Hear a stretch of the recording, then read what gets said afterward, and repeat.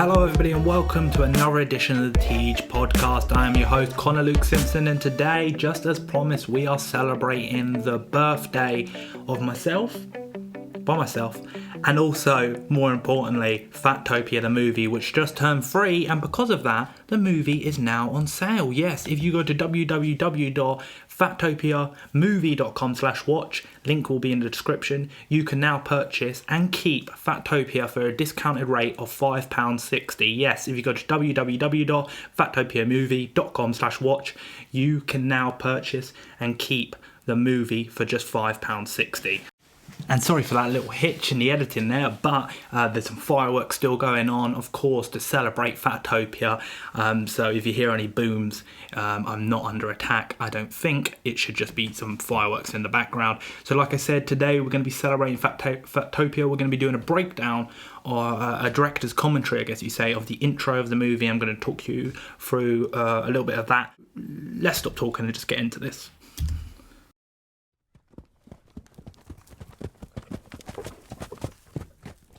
So immediately at the start here, some people call it TJ Films. It's actually called TEEJ Films. And the reason why I wanted to do this was call it that. It's actually the name of my girlfriend's horse who passed away, and I thought it was a really cool name, TEEJ. I thought it suited a film company. I think it looks really great on the logo. Try to keep that minimalist Vox hype, I guess, style logo, and also like the idea of a horse in the background galloping. It sort of has connotations and meanings to a lot of us. And one day I could sort of see, when you have those big 4D motion graphic intros for a film or something, I thought a horse galloping would be a cool idea. But I really like this minimalist design. It's something I probably will keep for a couple more films before hopefully making the big time. If not, I'll keep this forever, I guess. But I suppose I probably talk. Nobody cares about the logo. Let's carry on.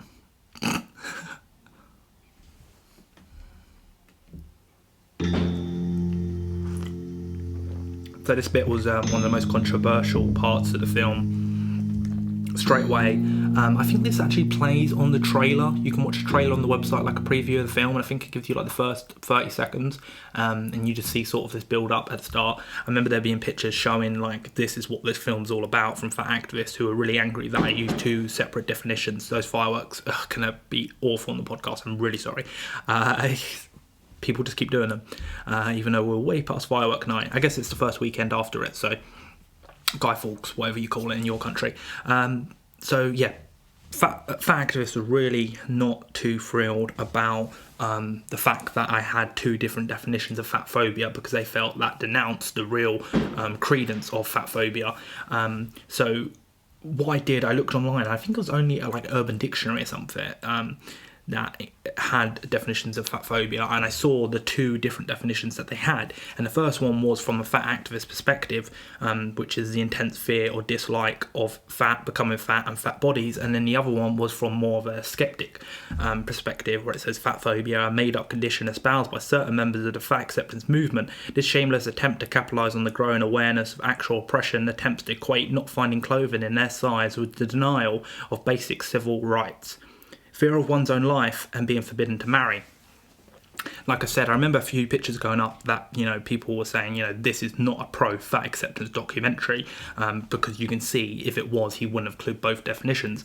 And I thought this wasn't important, and I added this scene quite late, because I think it set up a scene, just these two bits of text. I think it sets up the idea that I'm trying to have a little bit more nuance, and I wasn't going to just take one side. I wanted to speak to both people and have, what is this debate? And I think that having both definitions there really sort of clarifies from the start that there's a debate around this idea of fat phobia, fat acceptance, and people just can't agree. So I thought that was important, and I really liked the music that went along with that. That was like I always find music a really hard thing to put to sound sometimes, because especially when you're working with very low budget, you have to use a lot of free materials, and finding stuff that suits can be a really, really hard process and a long process.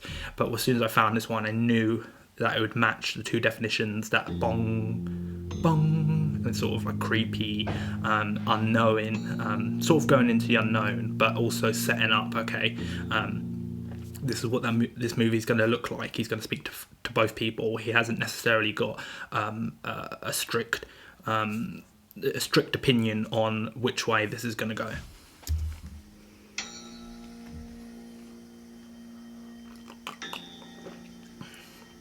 This next scene's quite interesting. I'll tell you something about it in a minute. To our modern society, it might be hard to relate to these images, but believe it true. So this idea here was that I was going to have a reel and the clicks, sort of like an old projector, and me talking over it, explaining to a future society or a society in an alternative world what fatness was like. So the idea would be that, you know, fat had been eliminated and we had conquered obesity.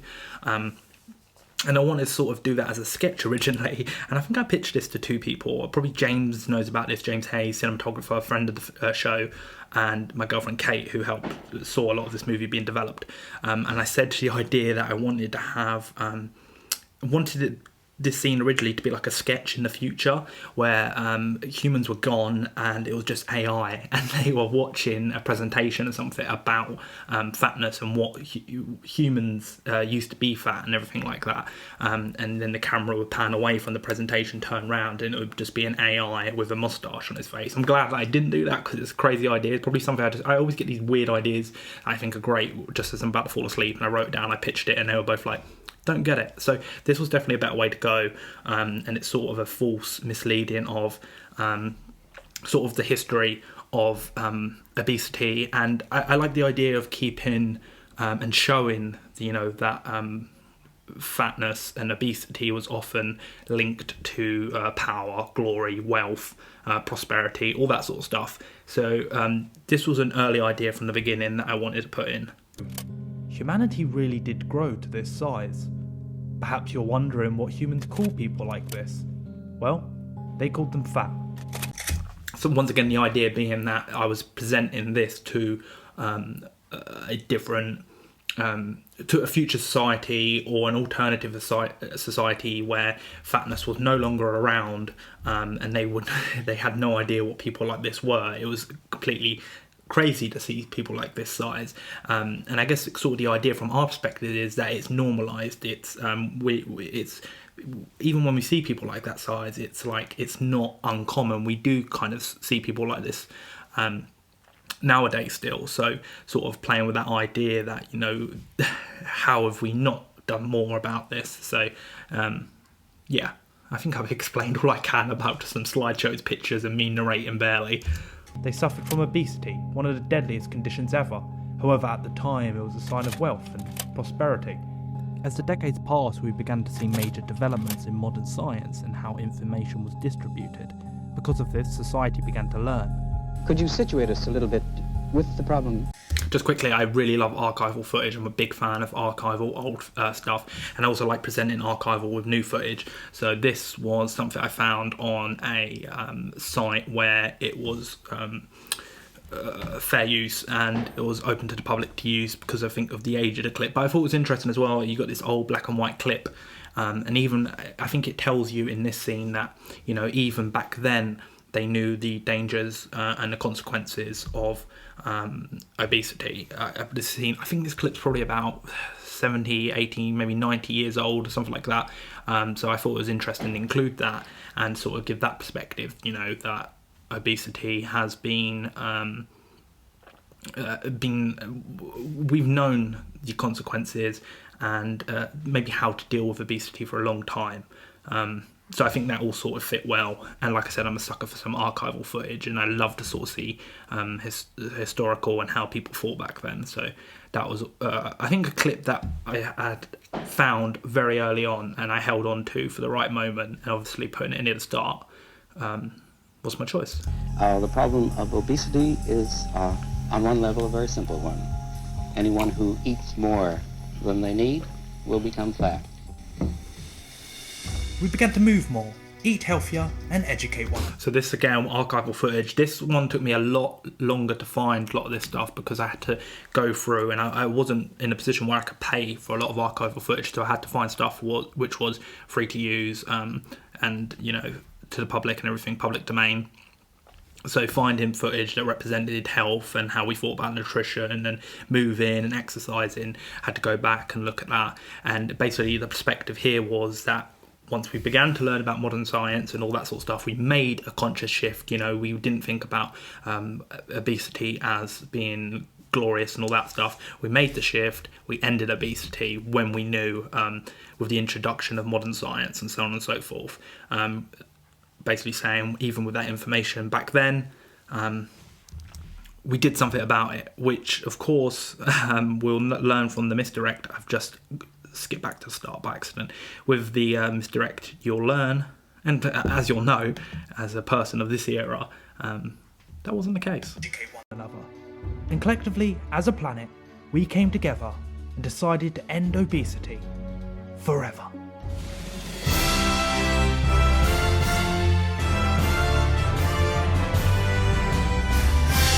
So this was actually stolen from a film I watched at the end of the year, and then I knew I was going to do this whole misdirect idea, putting a short film together at the start to sort of give you an idea the way the film would be presented. This, I think, is quite light-hearted. It brings you in. It has a bit of fun with archival, which is sometimes just pushing your face and quite drab and stuff. So I wanted to sort of bring some humour to it. I stole this misdirect credit sequence from a film called Vice with Christian Bale, which was one of my favourite films of last year. I think he did a great performance as Dick Cheney. I really liked, if you've seen the film, halfway through the film, the credits come up and it's a misdirect. It plays for comedy, it plays for laughs, it's a bit cheesy, which is just what I am, a bit cheesy. So yeah, like this scene, and of course the British anthem, it plays multiple times, the British and American anthem, which for my personal thing, I think Americans and British are so similar, it's crazy. So I kind of meshed the idea of imperialism and proudness and patriotism, and just, we conquered obesity. Dun, dun, dun, dun, dun, dun, dun, dun, dun. Humans overriding and conquering obesity. I think that's fun. Of course, got some cheesy jokes in there. Head of catering, huge ass. And then catering assistant, Daddy Jonathan. What was that meant to be? Is that Papa John's? And then I got nutritionist, Ronnie McDonald. Of course, you'll know that. Diet specialist, Burger King. Feeder, Humongous. Of course, a great gag. Head researcher, Wendy. We all know Wendy. Historian, Colonel Sanders. He's a colonel. He's been around. He knows his history. We're not just fat people. So the first voice you hear there is Boogie to 988, who is a big guy and he's gone through, I think he had gastric band and everything, right? And later, I didn't know this originally when I started shooting this film, but he had a bit of he's had alterations and controversy with Alan Roberts. But the first voice you hear, like I said, Boogie to 988. And I did contact him, actually. I reached out for an email to see if he wanted to talk in the documentary, but I never heard back. And what I was going to say about this, as you'll see as we go on, a lot of these beautiful shots here, like the Coke, the pizzas, you see, shot by James, originally shot by me. He didn't like it, came in and reshot it with me. So it definitely improved sort of the lighting and everything. It had to be more impactful.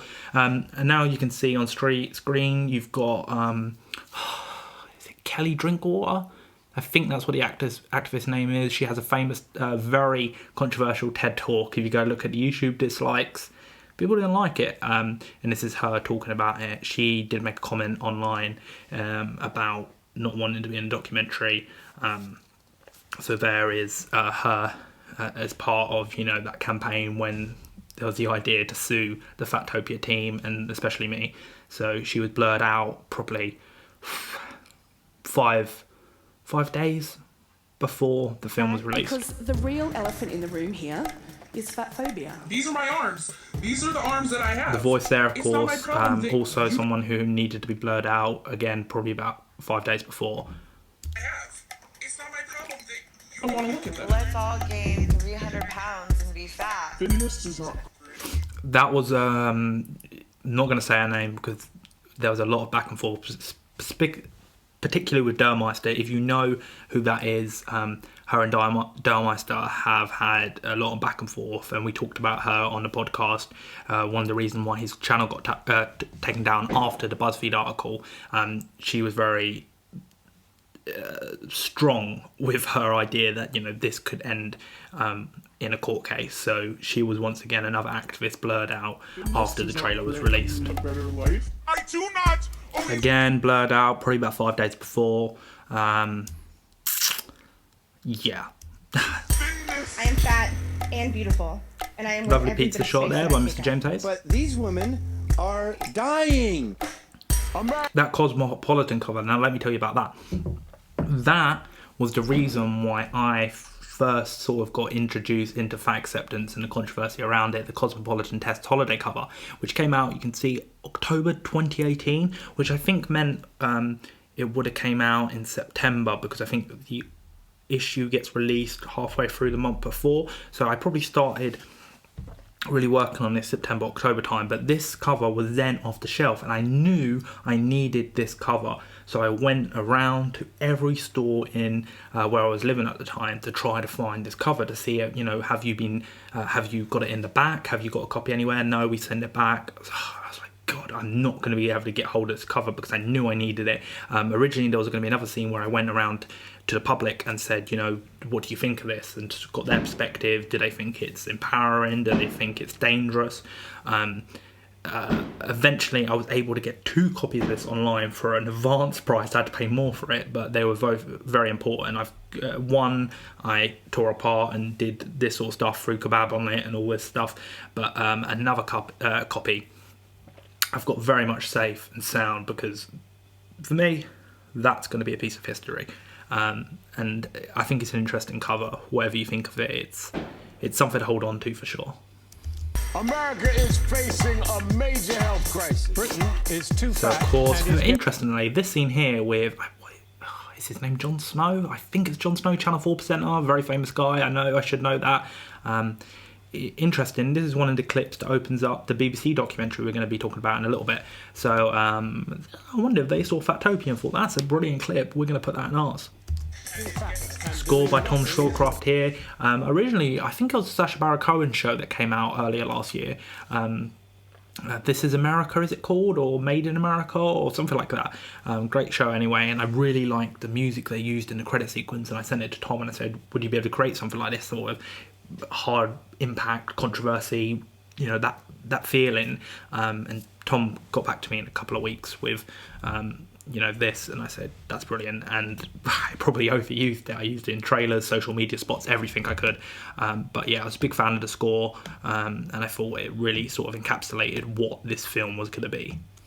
Is not an option. 2.7 billion adults will be overweight or obese by 2025. There you go, those are my hands, in case you didn't know. Alarming. This was another piece of controversy. The clips of people, you know, eating in unfortunate circumstances. People thought that was really exploitation at its highest.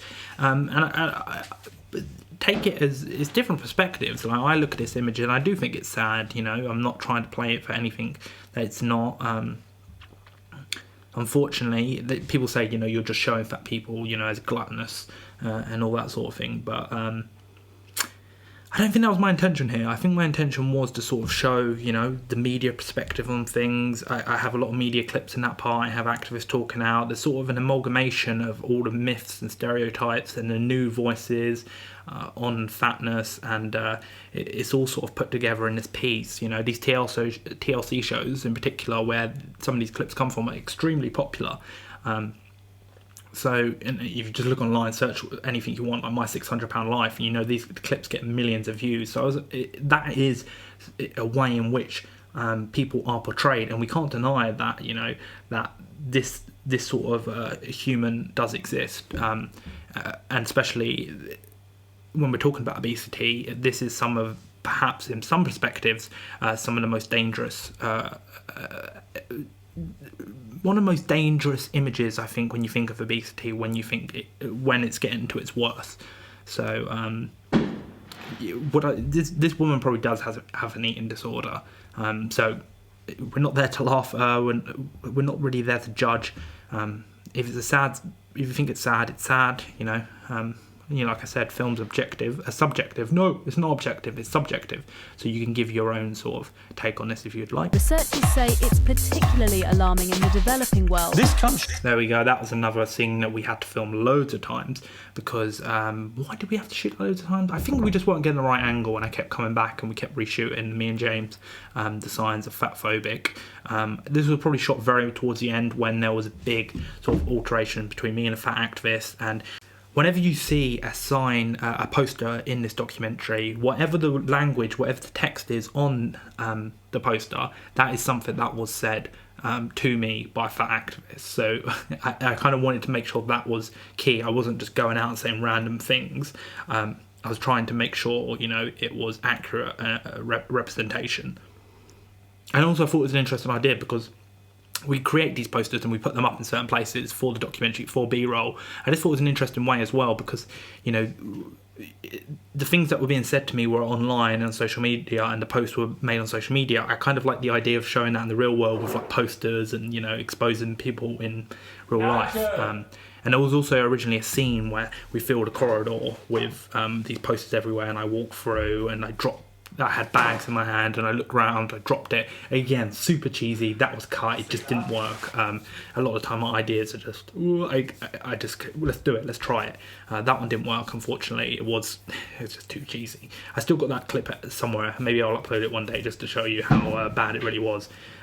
Also, my house looked a bit like a cracked end where it was. It was a nice house, but just where we shot in that bit and the outside area just didn't look great.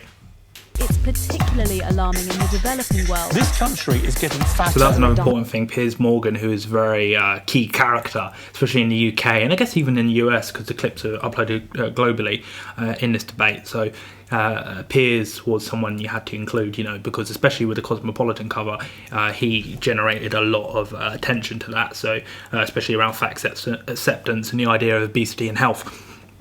So I did feel as if it was important to include good old Piers in that one. Of course, more TLC shows here. That was controversial. We got James. That's James's lovely hand picking up the chocolate there. Another one of the signs which was up, we put around the town. Again, fatphobic was a common word you'd often hear used about me in the early, when I was reaching out to people, and talk about that in this documentary. And like I said, I just thought it was an interesting sort of contrast to show what it would look like in real life if people were sort of exposing people using, air quotes there. How would that translate from social media to real life? Jocelyn, that was the first interview I did. Great woman. I didn't know what to expect. I had a slight phone call with her beforehand and say, look, we're going to come down to London, meet you. That was a great conversation. There was also meant to be another activist I interviewed in London, but that didn't go to plan, who was actually more, I think, a fat acceptance side. She's not really a fat activist, but she's definitely body positive. She'd appeared on some shows talking about body positivity, less so fat acceptance, but it didn't go quite to plan. We wasn't able to get our schedules on the same page. Perhaps for FAT-TOPIA 2 Electric Boogaloo, she will be around, but yeah, so Jocelyn was great, very welcoming. We just went into her apartment and she said, yeah, set up whatever you want. The solution is there. Gummy drops.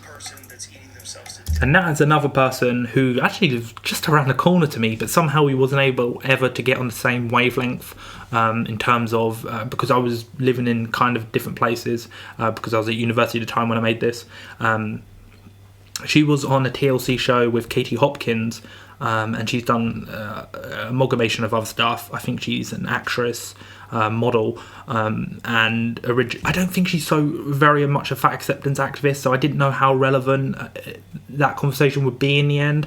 But there was many times where we were planned to have a conversation, but it didn't quite go as planned. But that's documentaries for you. So we did plan to have her in, but never quite worked out, and I don't know if it would have been relevant. I think I don't think she's necessarily fat acceptance, but she's gets work off being fat and obese, so I thought that could have been an interesting conversation, but it never quite worked out. Like I said, just where I'm living at the moment, just around the corner for me. So if we ever need to have a conversation or it ever presents itself, maybe that's something we'll do. And I do see her around quite a lot, so that's interesting. But never caught on camera. We never had an interview or talked on camera. This is a person that's eating themselves to death. So that was another scene that I knew for a long time that I wanted this burger with Tess Holliday's face on it, and she became censored there because that was one of the clips that was very much used during the marketing and the trailer of FAT-TOPIA. And I got a comment from her manager or a legal team or something saying, you know, you can't use Tess in the marketing materials. So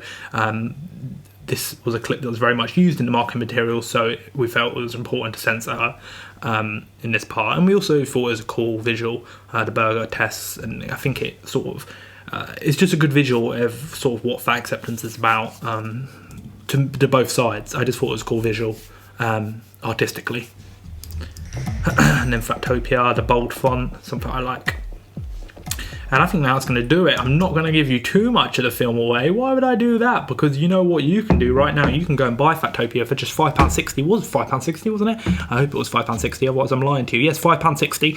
That's British coins.